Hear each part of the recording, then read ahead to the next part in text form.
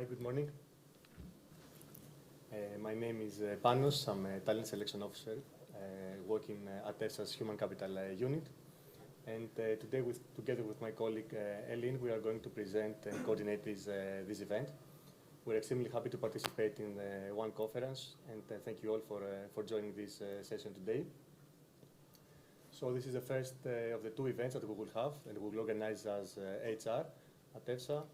And tomorrow there will be another event for experts, again the same time in the same place. And there we'll have the opportunity to learn more about the scientific panels and the working groups at EFSA. And also, as you may have seen, we have a career booth, so close to the rooms. So if you have any questions, feel free to jump in, and we'll be there, happy to reply to your questions. So today the presentation will be divided in two parts. In the first part, we'll talk a bit about EFSA, the different career opportunities. We'll also give you a brief presentation of the selection process. And then there will be a table discussion with colleagues, with my colleague Pietro, Irini, and Adrian. And they will share their experience. They are all three working at EFSA. And after each session, we'll have time to answer to your questions, so feel free to raise your hand and we'll reply to your questions. Now we'll give the floor to my colleague Elin for the next slides. Yes, thank you, Panos. So before we start talking about EFSA per se, we also wanted to talk a little bit about the agencies in general. So as many of you will know, we have a lot of EU institutions, but aside from that, we also have several EU agencies in Europe. They're all focused on a field of expertise. For example, you have justice, you have defense, you have medicine, and food and feed safety. What we actually do is we promote cooperation in our field of expertise, and we give advice when we are requested to do so. For example, if you think about the COVID-19 pandemic, the European Medicines Agency was requested to work on actually the COVID vaccine advice.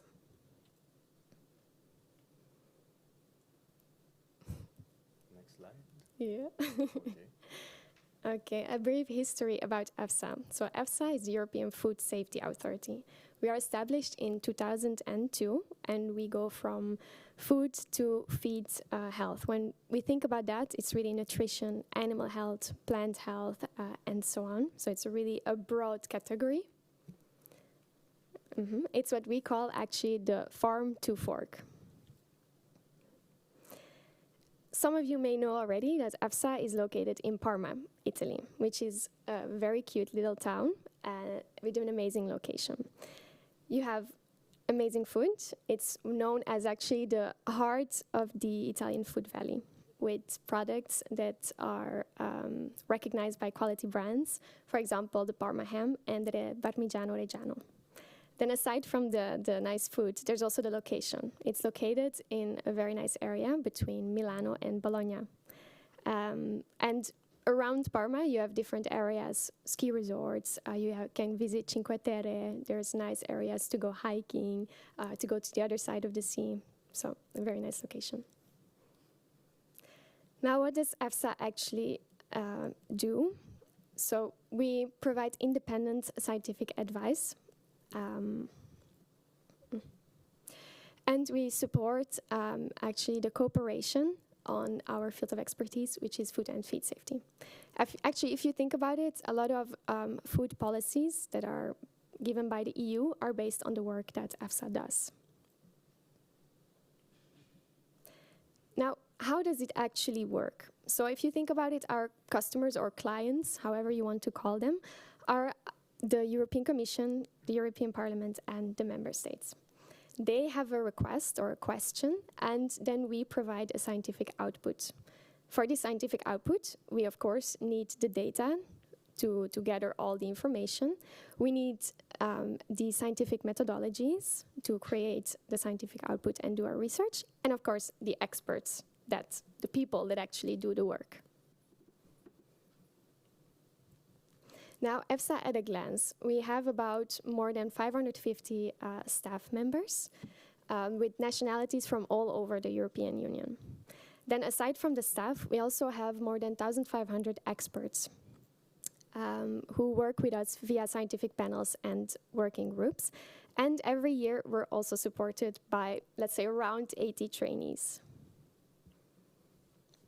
Now, to give you a better overview of EFSA from the inside, we have at the top a management board with directly under it our executive director, Bernhard, who you might have heard speak already. And then we have 4 different departments, 2 scientific departments and 2 non-scientific departments. So the 2 scientific departments are actually the risk assessment services and the risk assessment production. The non-scientific departments are the communication and stakeholder engagement department and the management services. Management services can be from HR, legal, finance, IT even, and so on. Then I give the floor back to Panos to talk a little bit about careers at EFSA. Yeah, thanks, Elin. So I'm sure that you are also familiar of EFSA and what we do, and after the presentation of Elin, so now we'll focus more on the career opportunities. So you can join EFSA if you have a background in science, but also you have a business profile, because we recruit for all our departments. As Elin said before, apart from the scientific units, we also have a department on communication and stakeholders management, and another one on management services. So these are the 4 categories. Let's start with the staff.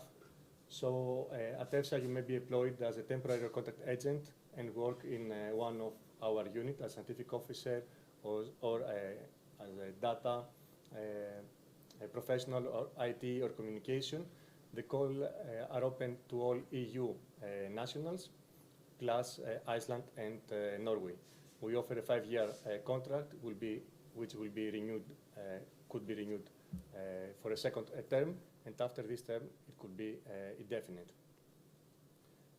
Apart from this, we also offer competitive financial conditions and a wide benefits package. And as Elin said, we have around 550 staff members.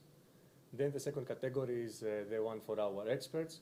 As you may know, we have several scientific panels and working groups, and there we recruit external experts who support our work. And apart from that, we also have the individual scientific advice scheme, which is a new scheme that we launched recently, and we ask from the support of experts. The call is open now. So there is one call for various profiles, another one for novel foods. You can apply at any time. The criteria to join these, to be selected for this call, is to have just 3 years of experience and to have prepared 2 scientific reports. And then there is a pool of experts, and when there is a business need, EFSA will go back to the pool to see who has the expertise, and then we will contact the expert and we'll ask for his support. The third category is the one for the young professionals. So there, for example, it's a scheme for our Trainees program. At EFSA, we offer a 12-month contract for our trainees. Every year, we hire around 80 trainees for all our departments. There is one call for all the units and the departments of EFSA, and the monthly grant is around 1,250 euro. And the fourth category is one for the secondments. For example, there it is about the seconded national experts, so colleagues working for public institutions in the member states, but also in third countries. They can join EFSA while they keep their position in their national authority. And there is also another scheme which is called Guest Professionals, Guest Program, and there we welcome applications from PhD candidates and also colleagues working for public institutions. This scheme is really agile, so there is no minimum period. For the PhD, the maximum period is 6 months, whereas for colleagues working in public institutions, it is 1 year. This is an unpaid scheme, but the good thing is that you can work with us remotely. So if somebody is doing now his or her PhD, they can join EFSA for a couple of weeks, and they can work with us while they are doing their PhD.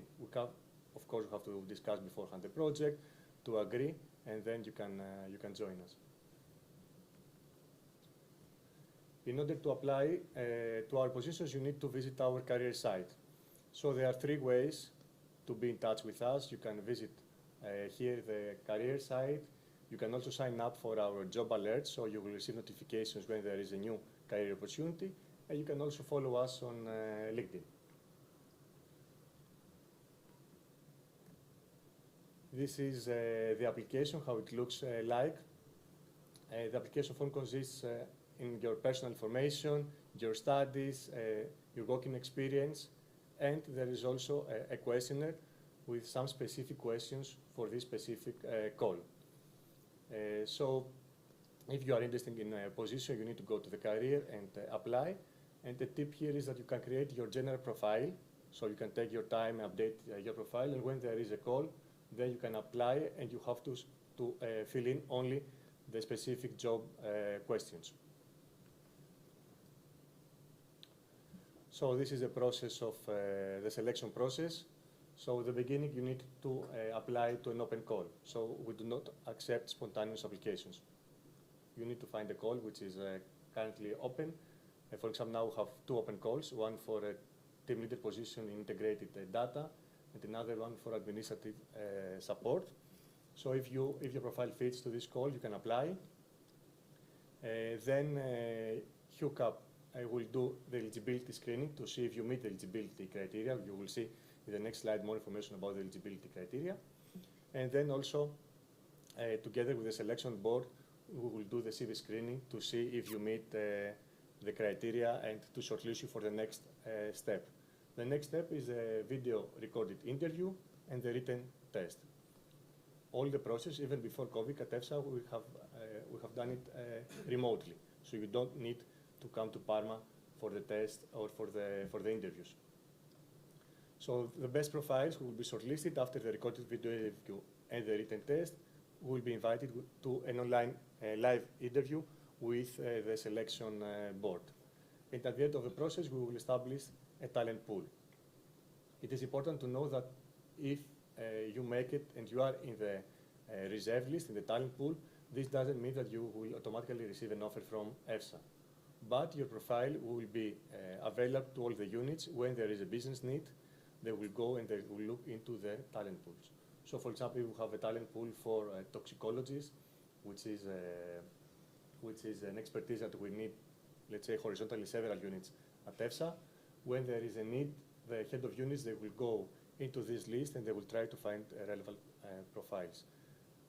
Also, it's important to know that after each phase, we always inform all the candidates, so those who are selected for the next step, but also those who are rejected. Eileen, would you like to tell us how we avoid biases in the selection process? Of course. We also want to guarantee an equal treatment to all of our candidates. And for that, as you can see on the slides, we have put some measures in our selection process to make sure we tackle unconscious bias. So for starters, we have a gender-neutral language in the vacancy notices. We have a structured set of interview questions, and we set up a diverse selection board. Also, the selection board can follow training to know about the unconscious biases they may come across. Then aside from that, we try our best to compare candidates only to the set selection criteria that you can find in the vacancy notice. And then at the end, we make sure that all our decisions are evidence-based. And just to explain here that this process works like a funnel. So let's say that if we have 100 applications at the beginning, we usually have much more. I think that the average for us is around 350 applications. So we start with 100 applications, then less candidates are invited for the recorded video interview and the written test, and then less candidates for the live interview. So this is, for example, now an open call. I would like to use this one to explain to you the difference between the eligibility criteria and the selection criteria. So for example, here the eligibility criteria are the general ones. So for example, you have to be a national of a member state of the EU plus Iceland and Norway. You have to fulfill some other requirements, like for example, to enjoy full rights as a citizen, to be physically fit for the position, and also to know a thorough knowledge of one EU official language and satisfactory knowledge of a second language. The whole process is done in English. If English is your mother tongue, then we will assess during the video recorded interview your knowledge in a second language. And then there are some qualifications. So we usually ask, most of our calls, we ask for a bachelor degree. So here, for example, you need to have a bachelor degree, either of 4 years or 3 years, plus 1 year of professional experience. And the next slide is about, I think that it will come in a while. Voila. So here are the selection criteria. So this is the most important slide because you really have to see how you fit yourself on this call by understanding if you have the experience and if you can, let's say, reply to this, provide also evidence for this kind of competencies.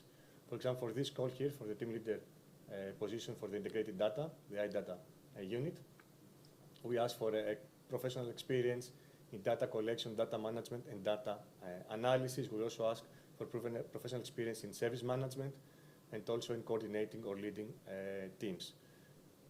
While you are filling your application, as I said, there will be a sector for an area for the job questionnaire. So there we ask you to provide evidence for this experience. You have an open text box where you have to really specify how you fit these competencies. And then the second one is the behavioral competencies, for example, deal with ambiguity, focus on stakeholder needs, or working with others. So this, let's say these are more the soft skills. We assess these skills throughout the whole process. So maybe, for example, we will assess the professional experience in service management when we do the assessment of your application, so in the first step, but also maybe we can also assess it at the end during the live interview.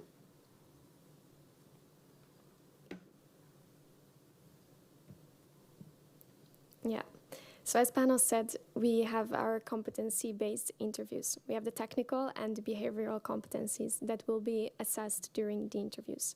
Now, the technical questions, as you have seen, are really more related to the position that you're applying for, while behavioral are more to analyze how you would deal in a specific situation.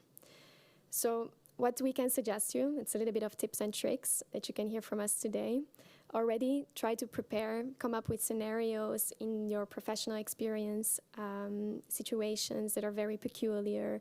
Also, if you apply for a job, you will see the competencies already in the vacancy notice. Try to think in advance about situations where you had to handle with using these competencies. Also think about, some people may have heard of it already. I will tell you a little bit about it. Otherwise, I will also advise you to look it up on Google. There's a lot about it. Think about the STAR.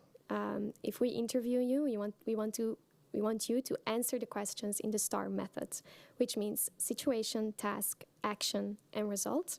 Plus, you can add actually a second R, which is reflection. So if we ask you, can you tell us about a situation where you had to deal with stress, for example? Really think about a certain situation where you had to manage a lot of stress. Tell us what the situation was, what was your task, what was the action you undertook, what was the result, and reflection, what would you do differently now when you think back at it? Then a little bit about the working conditions and the culture at EFSA. So the contract conditions, as Panos already mentioned, we have renewable contracts of 5 years, and after the second, it will be indefinite. We also have an attractive remuneration package with a lot of entitlements and allowances based on your profile. So for example, we have household allowance, education allowance, and so on. We also support our newcomers to relocate to Parma with housing, to find also the school for the kids, and so on. Work-life balance and integration. We have flexible working conditions, especially regarding hours, and we provide also Italian language courses. Then for the kids, if you move to Parma with your kids, there's also the Scuola per l'Europa. Then thinking about your career at EFSA and what your perspectives can be. We have an HR business partner team that is there for you to support you from the onboarding until the integration. And will also help you in actually performance management and career development. So they will be there to support you along the way for your career at EFSA. Perfect.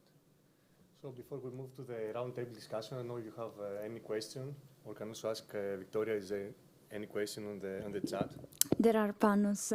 One from Marina, that she's asking, what is the percentage of trainees that get hired after their internship? Perfect, thanks. Just to mention, for example, for the trainees, it's a really unique scheme for EFSA. It's also a great talent pipeline. There we accept applications from EU and non-EU candidates, whereas for the staff positions you need to have an EU citizenship.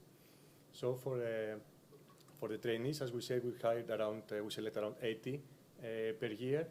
We have done a report the previous year, I think, and we saw that for the junior profiles, 14 or 16% of the candidates who are put in the reserve list were former trainees.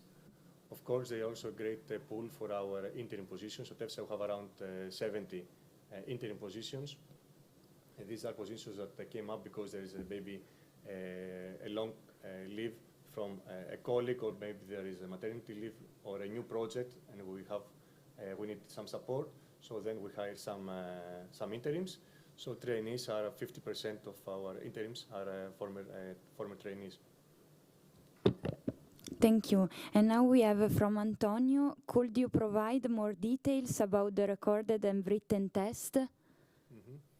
So for the recorded video interview and the written test, as we said, this is the second step, so after the CV screening.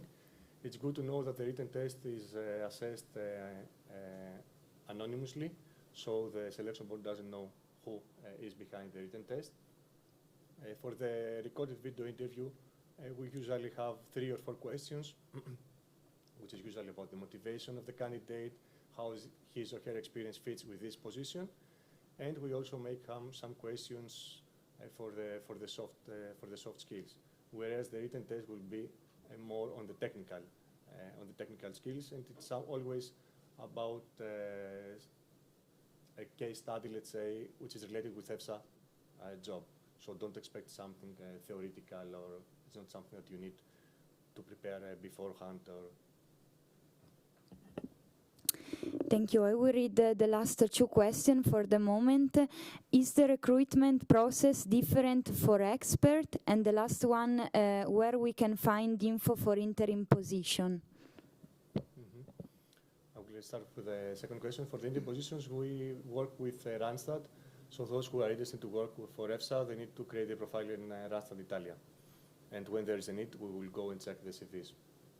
For the experts, as I said, there is an open call. So if you go on our career site and then you go in the category of experts, you will see 2 open calls, and there you can apply. For the scientific panels and the scientific committee, there is a totally different process.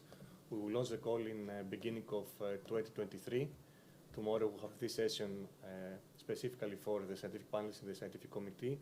We'll give more information about the selection process. But it's again an open call. We publish. Everybody has enough time to prepare their application to see if they fit for this call, and they can apply again through our career site. Is there any live question from the audience? No? Okay. So let's go now for the roundtable discussion. Not so rounded.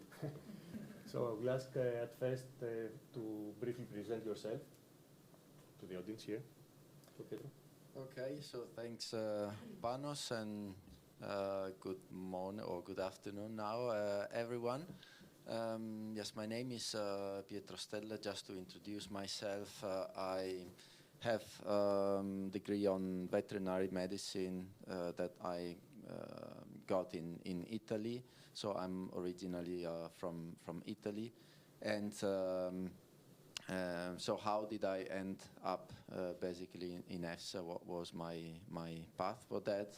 So after studying, I worked a bit in the practice. I did also some post-degree courses, and then I had the chance to have a traineeship at the European Commission in DG Sante, which is where I kind of learned about the EU environment, let's say. And after that, I spent a couple of years here in Brussels working for a stakeholder organization representing the meat sector. And it's after that that I joined EFSA in 2007 as originally junior scientific officer in the unit on biological hazards, which is the environment where I still work. So I've been scientific officer there until 2017, where when I've become biohazard team leader with an interim position, which I'm still covering now. Perfect, thank you. Great. Hello from my side. I'm Irene Kulura. I'm scientific officer in the Nutrition and Food Innovation Unit, and specifically the team of novel foods. So I work in this position for the last 3 years. I'm a pharmacist by training, so I studied pharmacy in Athens, and then I did my master's and PhD. There I specialized in natural products. And then I moved for my postdoc in London, where I was working at Imperial College in the cancer metabolism and system toxicology team.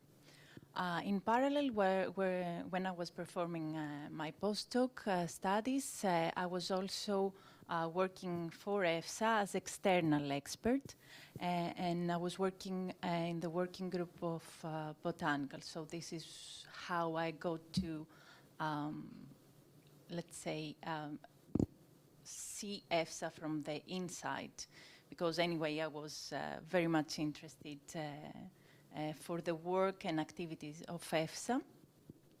And then when the opportunity came, I decided to apply for a staff position, and here I am.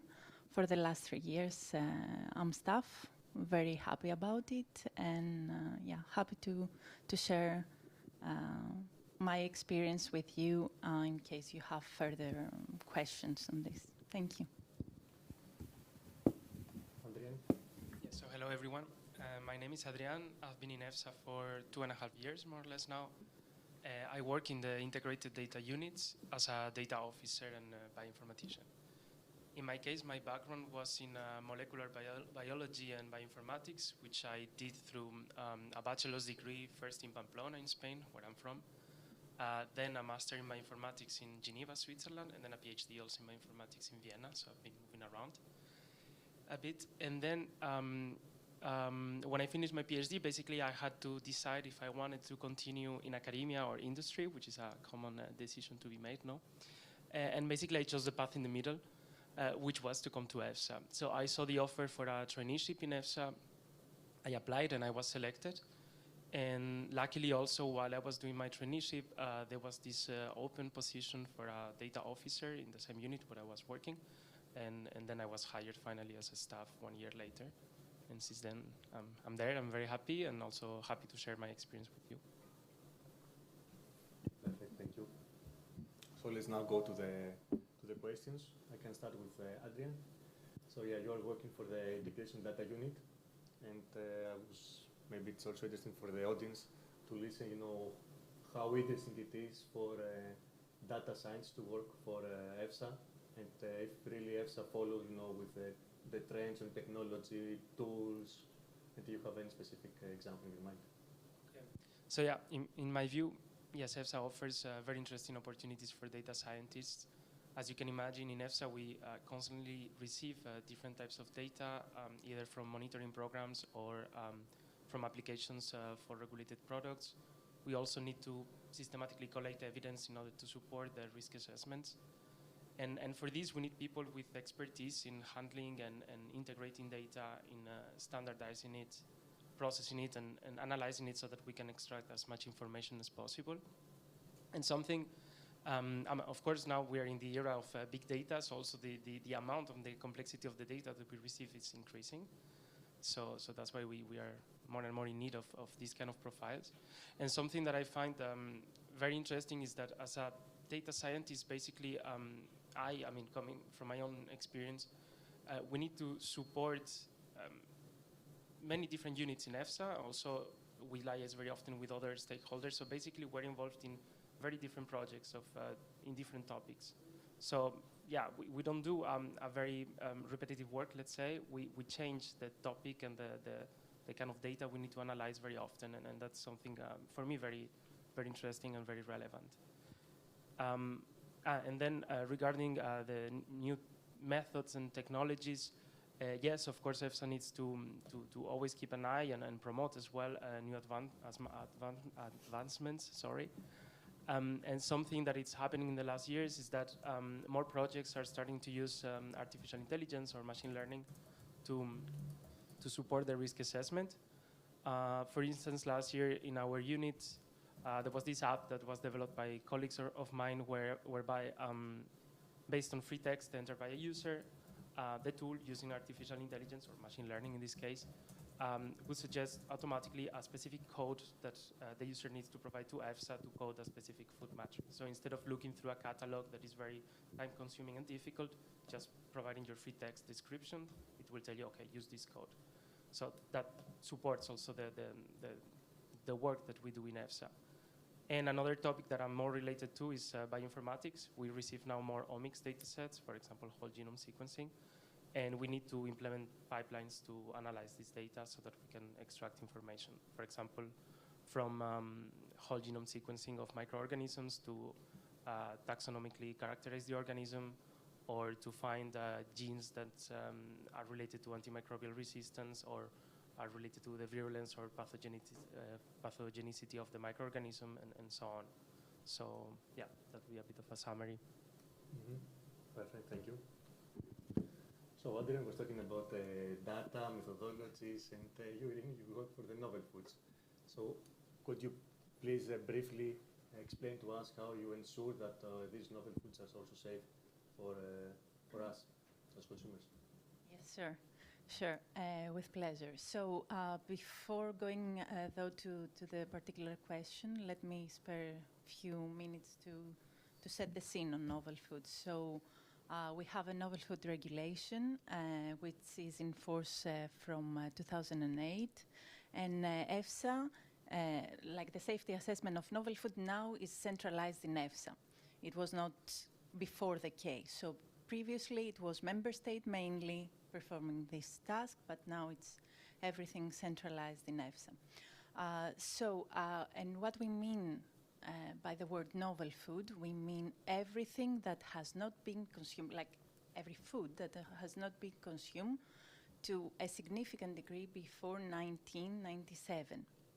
And we mean all those foods that are newly synthesized, that are innovative foods from novel sources, food that has been produced with new technologies, and also we have those foods that have been traditionally consumed in at least one third country outside the EU for at least 25 years. So all this falls under the novel food term.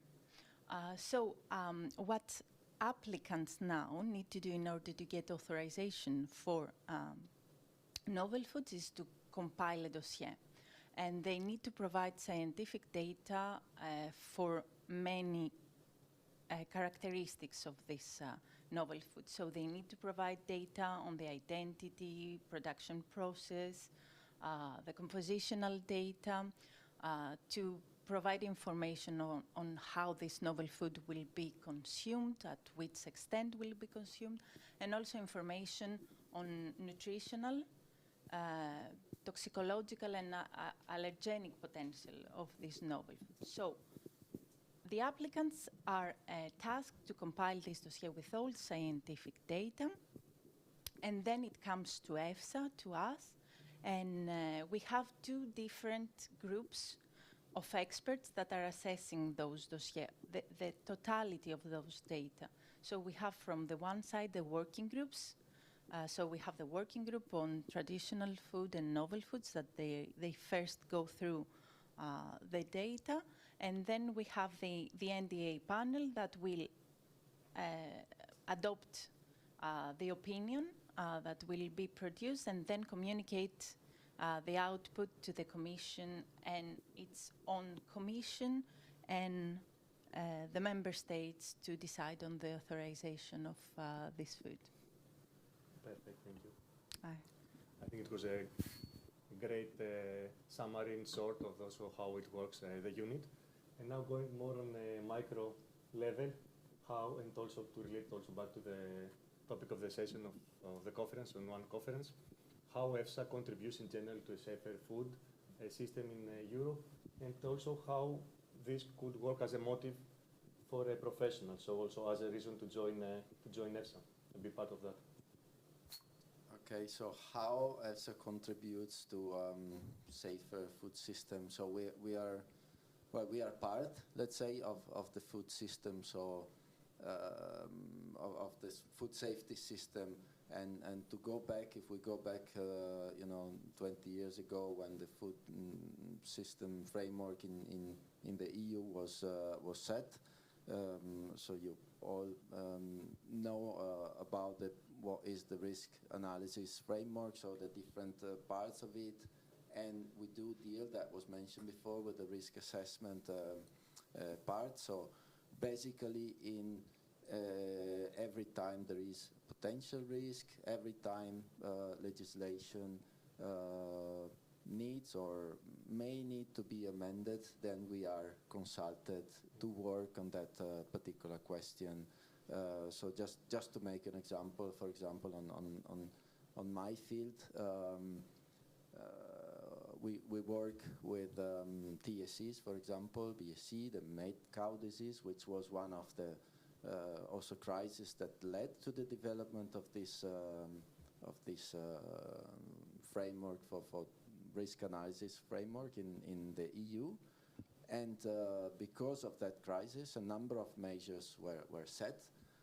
So, for example, establishing which tissues from animals can go for consumption, which ones can be fed to other animals, and all rules associated to these, which animals should be tested in order to monitor the situation, etc. And now the situation is far better on that front compared to 20 years ago. But still, every time that the legislator thinks that some measures may need to be relaxed or could be relaxed, there is a question to us. So to have a scientific basis to where to take it from to decide what to do. And of course, then the legislators need to also take into consideration other aspects like political, social, economics, etc. But the basis is the scientific advice. So if that could be, well, a good reason for example, for work in EFSA, I think so. So that's one of the exciting things, because you can see, you can be part of this process, and then you can see that what scientifically is assessed and can make an impact on the decision making, which has an impact then on all of us as consumers, on the industry. So that's, I think, one good reason, which is basically the aim. And another one is maybe the link to this is maybe the process, how we get there with the provision of these scientific assessments, which is working in EFSA. If we get a question from, for example, the European Commission, establishing working groups, looking for experts, putting them together, coordinating them, being exposed to a multidisciplinary environment, so you kind of need to put all the bits together, and again, you see that by putting all this together, you give an opinion which then has an impact wider on the food safety system. So I think both the aim and the process, how it is done, are exciting. Perfect. Yeah. I don't know if there is any question.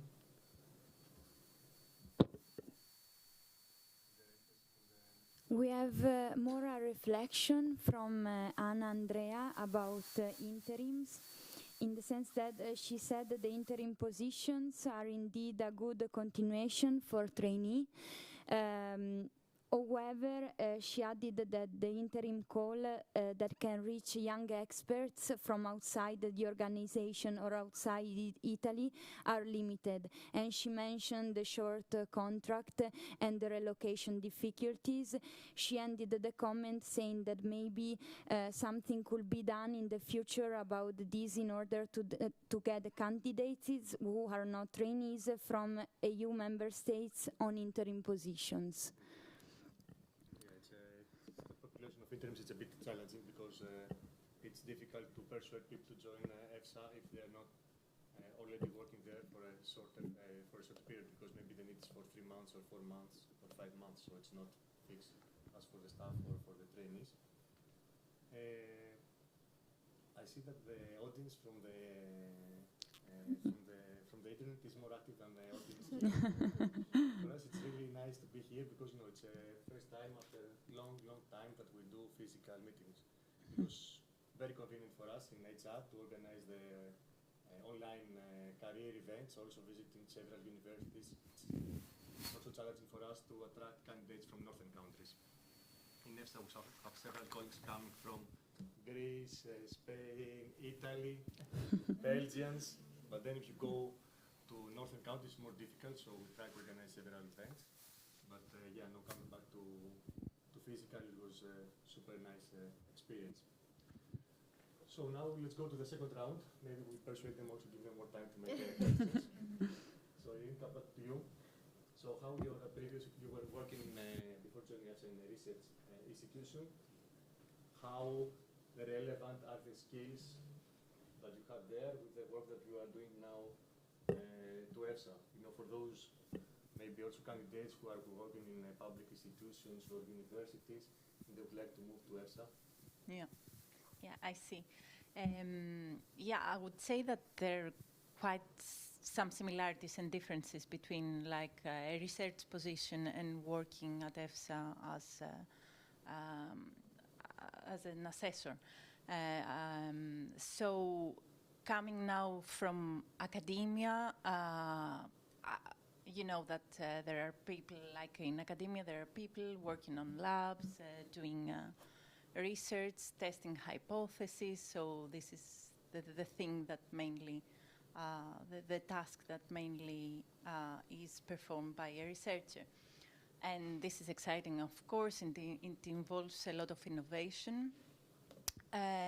However, for me, it was, the limitation was that I could not see my results like coming into practice in real life scenarios, like very soon after. So as mentioned by Pietro, here we have like in EFSA, we have a tight connection, let's say, with societal needs. So we see our results that have a direct impact. And how I have applied my skills in this current position. I mean, coming from a research background, it's very important having a hands-on experience with experiments and research. So now when it comes to evaluation of scientific data, you have like a more, let's say, stable background and knowledge of what it means to apply science. And here to highlight that in EFSA we don't have any labs, so we don't perform any kind of experiments. We just evaluate experiments that we receive from applicants.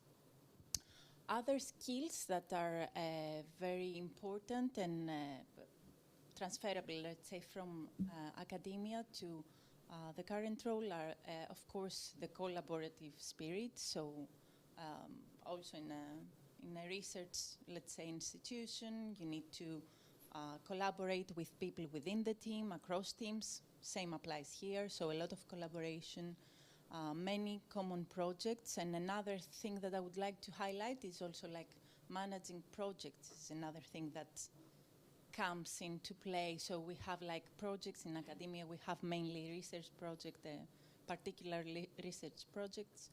here we manage a project in terms of performing the safety assessment, in my case of a novel food. So gathering data, evaluating data, presenting results, communicating outputs to different stakeholders. So also those skills are very much applied in the current task. So I would say if you are to apply for a scientific position, then a lot of skills come from academia and can be applied. And another thing that I would like to share with you that I could not imagine before joining EFSA is how much also innovative it is. So I was thinking that innovation is mainly in research and things like that, but no. Working on novel foods, I see every day something different, lots of different things. So I keep learning every day, and that's very exciting. Yeah, so that's mainly it. Thank you. Thank you. Thank you, Irini. So Pietro, coming back to you. You've been working for EFSA for several years. So I would like to share now the most challenging project or most interesting project that you participated throughout your career at EFSA. Okay, well, I don't know if what would be the most interesting. I think there have been a few interesting, but maybe what type of projects I liked a lot were the ones where we had wider collaboration. So we already talked about that we do need to collaborate with experts, and Irini was also mentioning it now. But sometimes we had wider collaboration also with other agencies, which I think it fits also quite well with what we have on the screen behind, and this One Health concept. And so I'm thinking a few years ago, for example, we had a collaboration with the European Medicines Agency following to a mandate sent by the Commission asking us to give advice on measures to reduce the use of antimicrobials in food-producing animals. So we had to work jointly with them and to see what could be done. And again, that's something where you can see an impact afterwards. I think it was particularly interesting for two aspects. One is the topic, so antimicrobial resistance, AMR, because of the importance. And you may see that if, in this case, it was about measures to reduce the use in food-producing animals. Why? Because then it leads to development of resistant bacteria, which then could go to humans. So something that you necessarily need to see from to see from different angles. So that was particularly interesting. And the other aspect was indeed the collaboration, which was internal in EFSA, because we had to join forces from different units. In my case, it was on biological hazards, but we worked together with animal health colleagues and experts, and with colleagues working in feed. So we had to join forces and look at things again from different perspectives. But also with colleagues from the European Medicines Agency. And that was interesting because also we had different ways of working, of interacting with the experts. So it's it's the topic, but it's also putting everything together. And that was also interesting from another point of view, which again is about collaboration, and that was about the communication of this activity afterwards. So you know that we also deal with risk communication that was mentioned before. So we had some communication activities, some videos also, or infographics and videos that were prepared for this. And we had to collaborate internally with our colleagues from communication. And sometimes, you know, as scientists, people tend to want to be as precise as possible when giving any sort of message. And our colleagues from communication tell us, no, because we are talking to a different audience, so you need to pass the messages in a different way. So that's also very, very, very interesting, because you need to keep a sort of balance between what you, when you pass the messages to the public. Yeah, perfect. Thanks a lot. Also, now that based on the reply from Pietro, I remember that maybe it's also useful for you to know that when you join EFSA, if you join EFSA as a staff, then there also there is another scheme which allows staff to move to other agencies. So maybe there is a project that you are working on, and there is a need, I don't know, in EMA or in ECA or in ECDC. We have a scheme now, and colleagues can go and work to the other agencies for a couple of months, and this also enriches their experience in their career path. So come back to Adrian. We try to create this panel also here to keep a bit of diversity. Younger professionals, more senior. So now come back to Adrian as a millennial. I say that and he was laughing. Yeah. But how would you describe EFSA, you know, about the working conditions or the working environment, if it meets your expectations before joining EFSA? Some people tend to believe that EFSA is, you know, a public entity, bureaucratic, with several processes, hierarchical. So it's nice to have your feedback. Yeah, so I can only say positive things about this. Regarding the work conditions you mentioned before, so this is all very good, but the environment is the thing that I appreciate the most. As we mentioned before also, no, it's a very multicultural and multidisciplinary environment, so we work together, people from different countries in the EU, but also outside of the EU, and also with different expertises. No, it can be different scientific domains, but also non-scientific.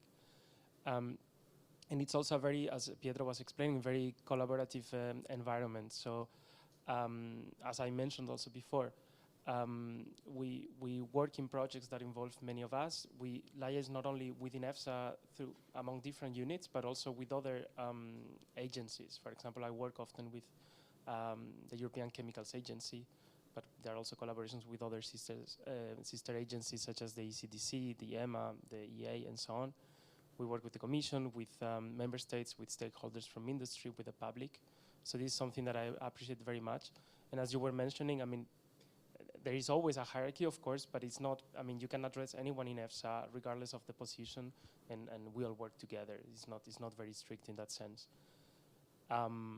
Yeah, and other than that, I think it's also very dynamic. I mean, things change, legislation changes, there are new advancements, as I was mentioning before. So we need to adapt our work procedures, our implement tools to accommodate this. So that makes the work also interesting. And something that I also like is that there are a lot of learning opportunities. So not only by participating in different projects, but also you have different learning programs. You can subscribe to courses, go to conferences such as this one, but also maybe more specific ones on different topics. So this also, I think, very, very positive. And yeah, and of course you can develop a career either vertically, you can be promoted, but also horizontally, you can ask to be moved partially or entirely to a different unit. There's also these programs you were mentioning to go to different agencies. So all in all, yeah, I think my experience so far was very good. So, yeah. Perfect, thank you. Thanks a lot. So this was the end of the discussion. I don't know if you can see again the slides, because it seems that we have only the logo of the conference. So colleagues in the back. Yeah, ask for support.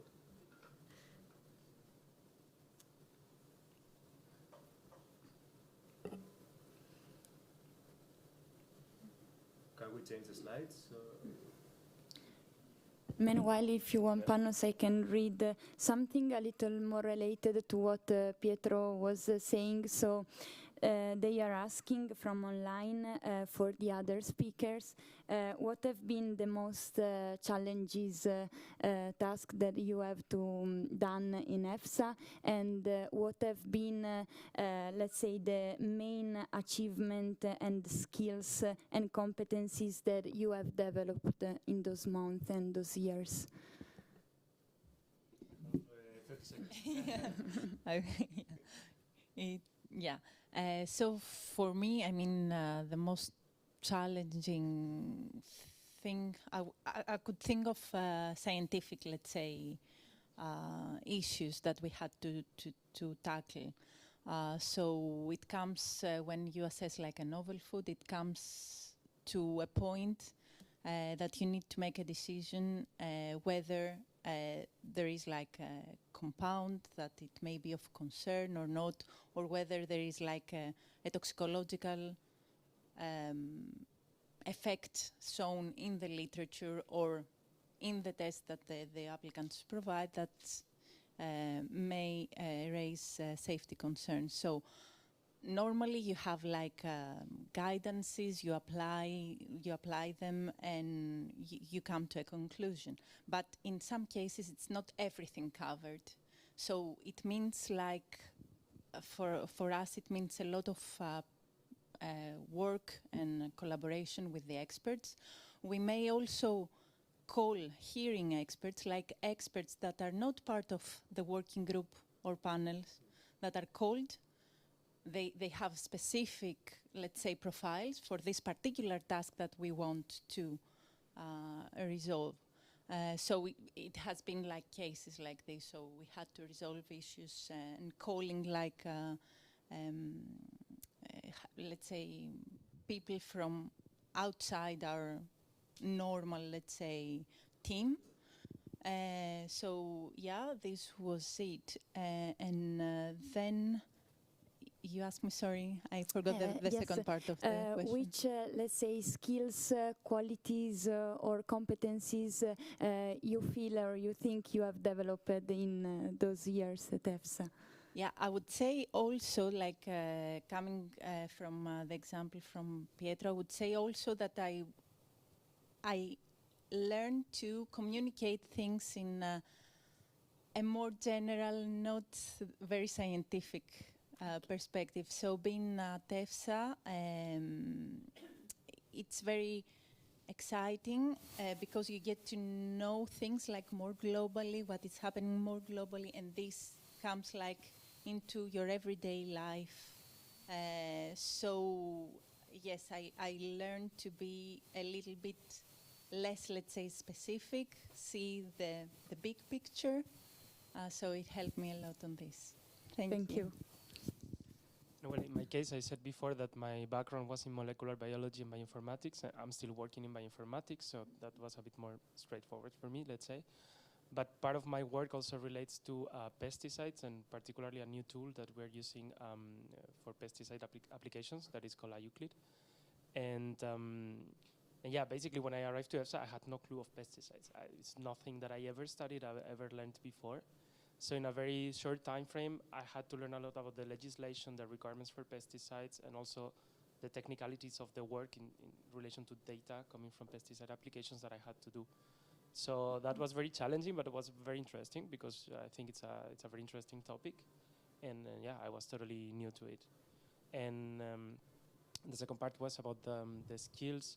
Mm-hmm. Well, I mean, this involved a lot of liaising with different people within EFSA so that I could also, I mean, of course, I was checking on my own the documentation, legislation, and so on, but I also needed to liaise with colleagues in EFSA to learn a bit more about the pesticides applications and the procedures, but also with member states, with stakeholders to understand the requirements and so forth. So I think, yeah, the teamwork and collaboration skills were improved in that. Thank you.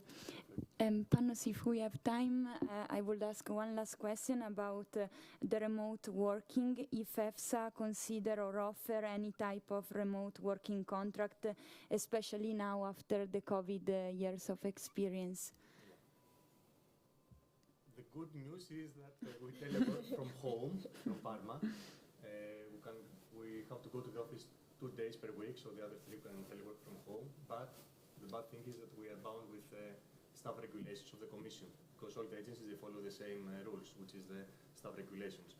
So we cannot totally decide and say that the staff will telework from Greece, Spain, or from abroad. And I think that now there are some discussions on that, and from September onwards we will have some maybe some updates. But for now, the rule is that we need to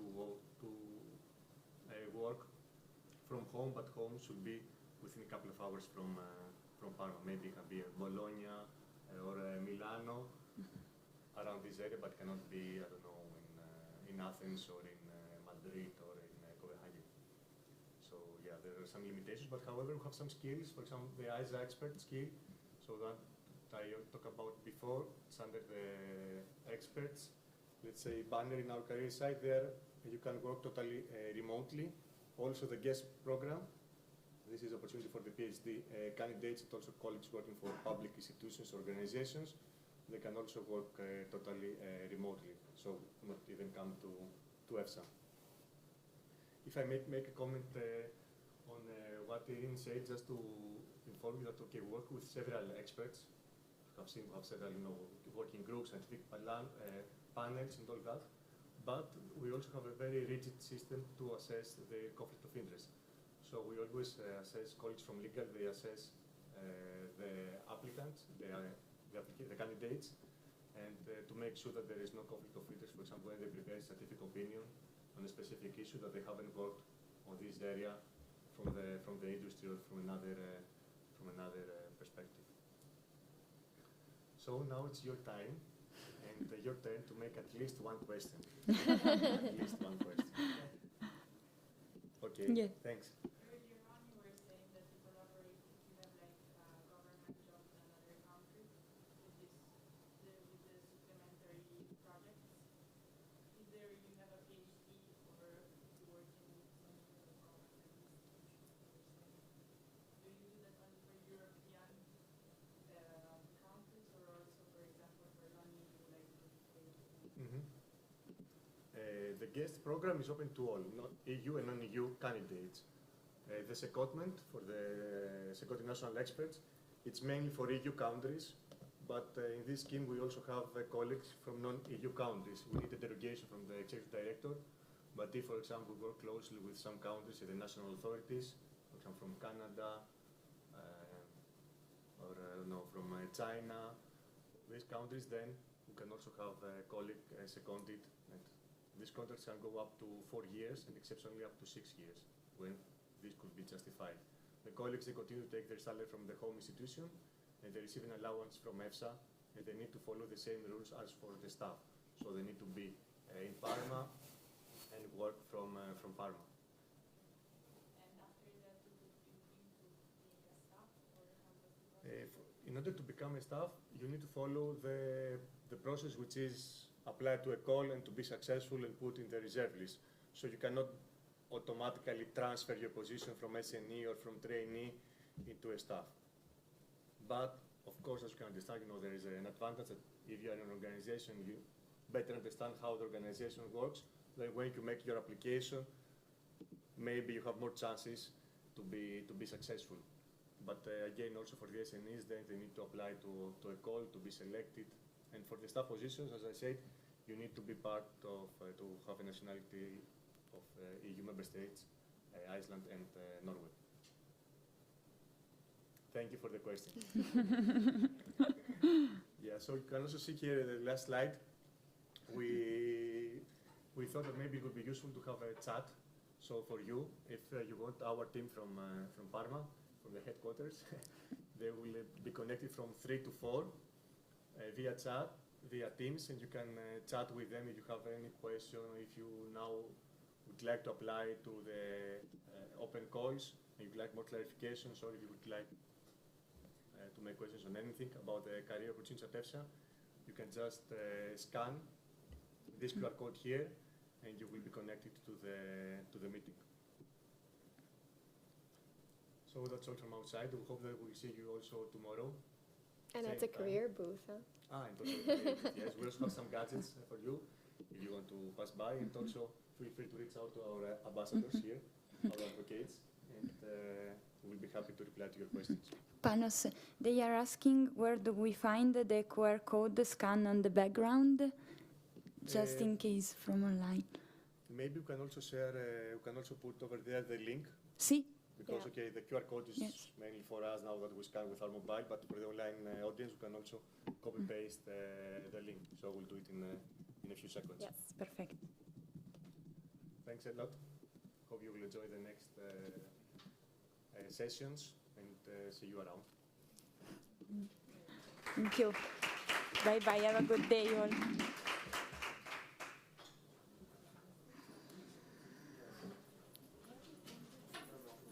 I'll send it to you. Thanks a lot.